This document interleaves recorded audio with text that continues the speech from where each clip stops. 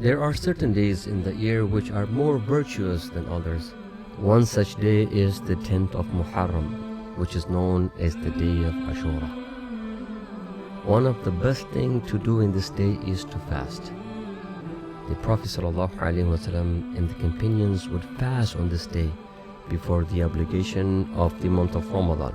And when the month of Ramadan was prescribed, it became optional.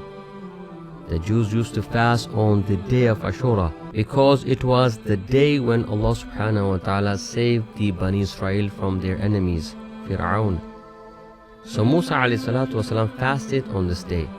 The Prophet sallallahu alayhi wasallam said to the Jews, "We have more rights to Musa than you."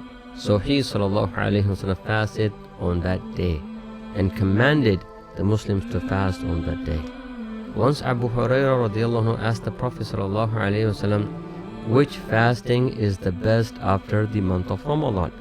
He said, the month of Allah, that you call Muharram.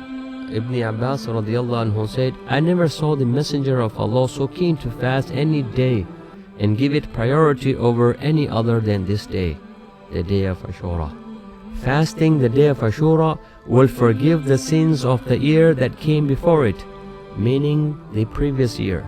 It is better to fast on both the 9th and the 10th, because the Prophet ﷺ fasted on the 10th and intended to fast on the 9th. But if you cannot fast the 9th and the 10th, you can fast the 10th and the 11th. But don't lose this opportunity. It is only 2 days. You can do it.